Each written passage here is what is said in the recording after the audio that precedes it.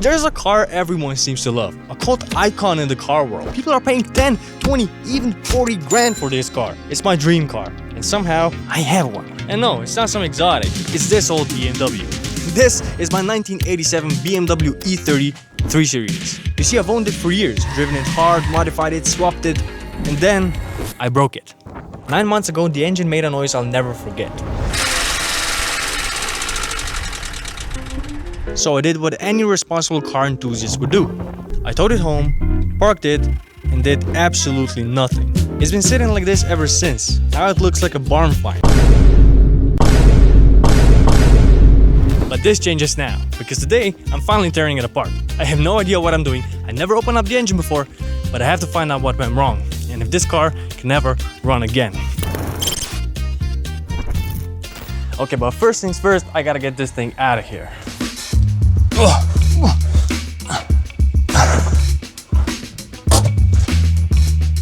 Okay, so this is literally the first time this car has seen some sun ever since. And before I start working on it, I just want to wash it because I don't want to scratch the paint more than it already is. I literally got this thing polished and ceramic coated right before it died, so yeah. Anyway.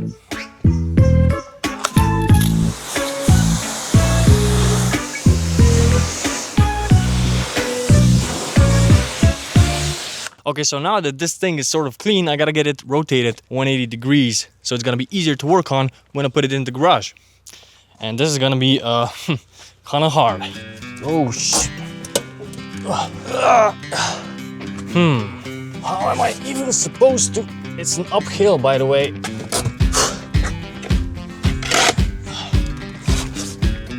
Whoa. Oh. Holy shit. Oh yeah.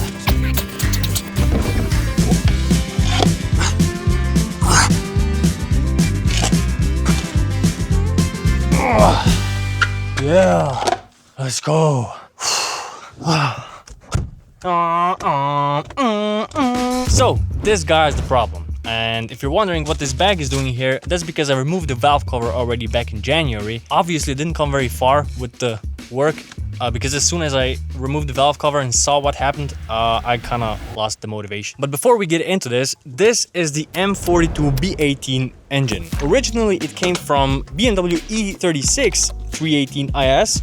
I swapped this engine in because originally this car was 316 carbureted, 75 horsepower. This was like the slowest E30 on earth. And I was like, okay, this thing needs some power. This engine was also in the E30 318 IS, but I put in the E36 version because, it was cheaper. It's a small but quite peppy engine, dual overhead cam, around 140 horsepower. And honestly, you know, it's the most Honda feeling engine BMW ever made.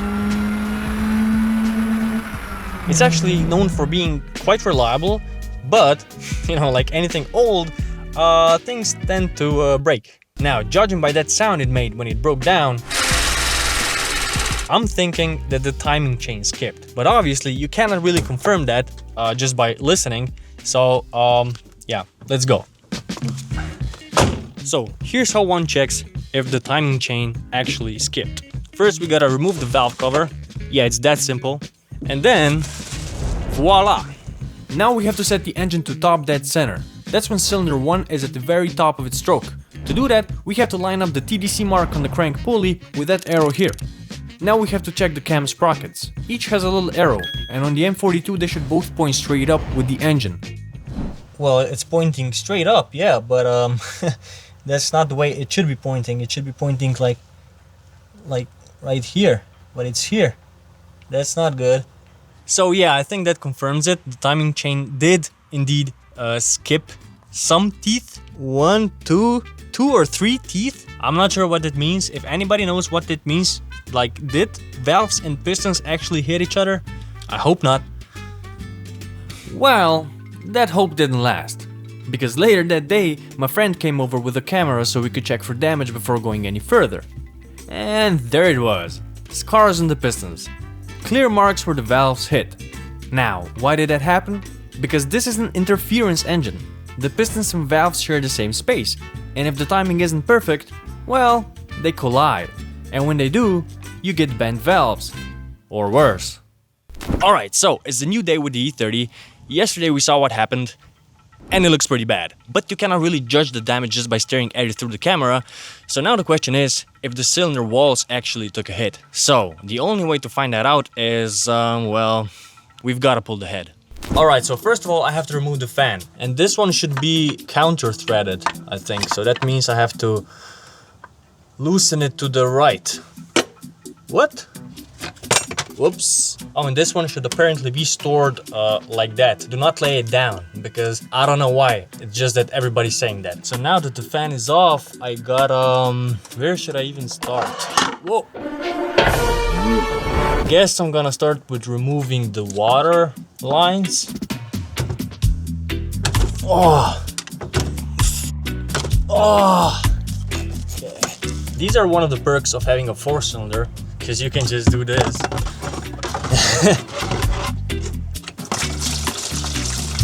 Oh shit. This one. Oops. Whoa. Here we go. Okay, so now I'm gonna start with the removal of the timing cover, because there must be a reason why the chain skipped, and I want to see that reason. Fuck. Fuck. Ugh. Do you think I have to remove the oil for this? Oh. Oh. And there's a trick I learned. You can just bolt this bolt in, and it's gonna pull the water pump out. Very neat trick. I learned that the hard way. Just in case.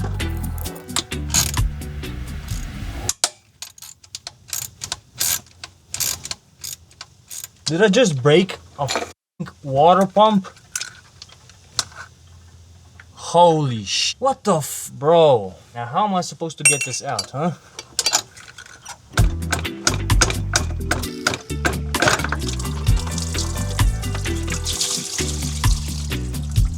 Look at this water pump, guys. How did this happen? What kind of aluminum is this? Ah... I mean, I'm not saying anything, but like... 3 years old. A 3-year-old water pump. So now that the water pump is removed, I can continue with removing some more bolts. Nice. Ugh. Ah, more water. Come on. Me. Ah. If any of you guys is considering a project car right now, don't. Okay, I'll look at the thermostat. I remember when I put this guy in. Fun times. Ah. Ah. So now, if I'm correct, I should just be able to do this, huh? Ah, what? What? Oh. Oh. Okay. Yeah, there's this blue silicone stuff here. I didn't put this on, guys. This was the previous owner of this engine. I mean, it looks okay.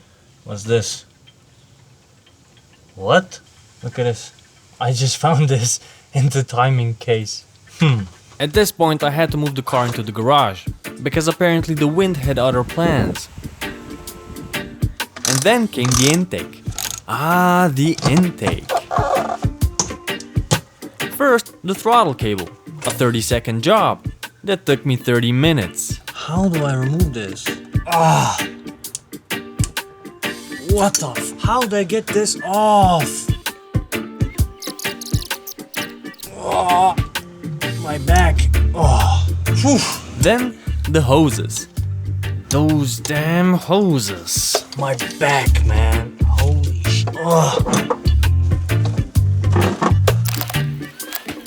Finally, the top half of the intake came off.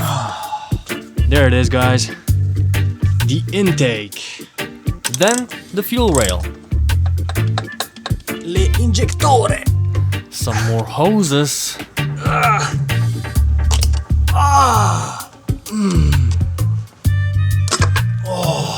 Oh, and the fuel line. Whoa.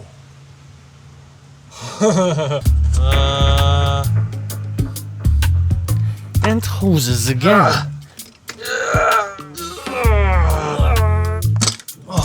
And Then, the lower part of the intake. Okay. I found some mouse poop and bolts hidden in places no normal human can reach. Oh, I think there's something else holding this guy down. I can see it, but can I reach it? You know, this should have been quick. It wasn't. This is not fun, you guys. This is not fun. Oh. Okay, so I finally got it out, guys. I finally got it out. The one last bolt. So, now, the moment of truth. Yep, let's go. Yeah, right. There's still things keeping this intake from coming off completely. And I think it's just this wiring harness. And after setting up a little studio, admiring my E46, and about 40 minutes of removing the wiring harness, the intake finally decided to come off. Oh. Okay. Are we good? Yes. Look at this guy. Holy moly. Oh shit. I mean, I guess now we can take off the head. And we have one more water line here. Ugh. What else? You know what else? This little guy. Schmeed, man. Schmeed. So I gotta loosen all these bolts here. And it's gonna take a while. See you guys.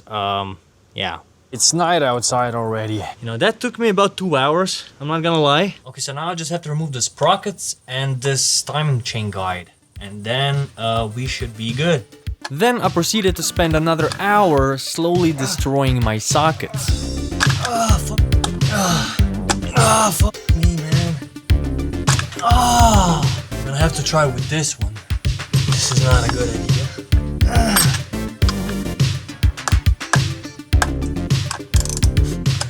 So, the thing is, I have completely stripped my 11mm socket. Not just this one, also the big one, this one, and now I can't remove the sprocket bolts. So I have to buy new ones, but it's 7:51, and that means that in 9 minutes all the stores close basically. So yeah, I'll see you guys tomorrow. The next morning I ran to the store to get some sockets. I spent 54 euros. And as you can see, it was raining, and I didn't really feel like working on the car in the rain. So I called it a day. And the next morning, with the sun out, I opened the garage again.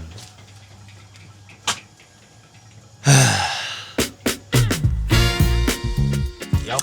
Now with fresh sockets I could easily remove all the bolts.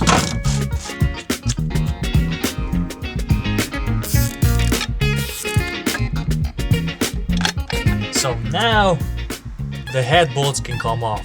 So for that you need a special eTorx socket, E12, a thin one so it can fit in between the cams, and also got this extension so it's gonna be, well, easier to reach down there.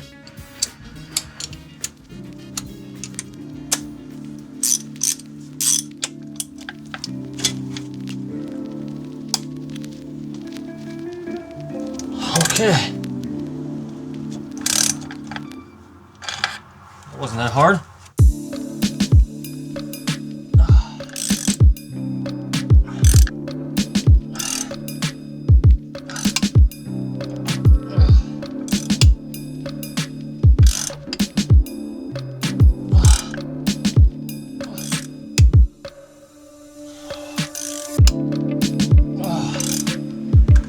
Okay, the final one.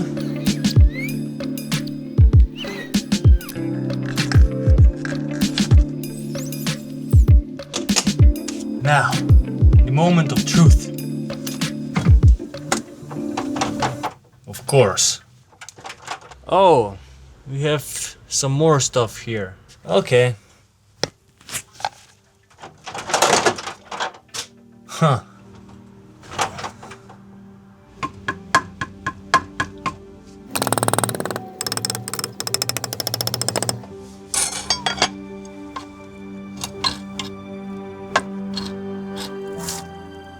Uh-huh.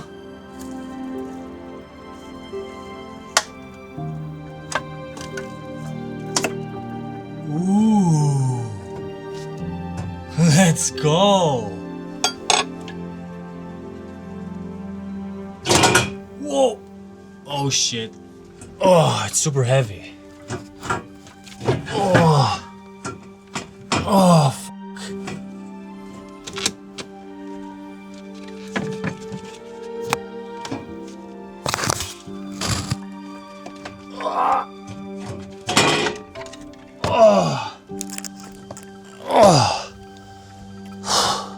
so, there goes the head. We're gonna check that out later, but first, let me show you what I found in there.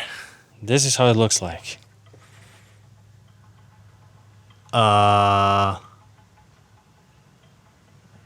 What? This looks worse than on camera. What is this? Is this just carbon? Like, seriously, what is this? Can I touch it? Probably not. What's this? Is this a chip? Holy shit, come on. Come on. Here as well. Or is this just how it's supposed to be? I don't know. Probably not. Let me touch that. Oof. Yeah, you can definitely feel it. Yeah, something right here.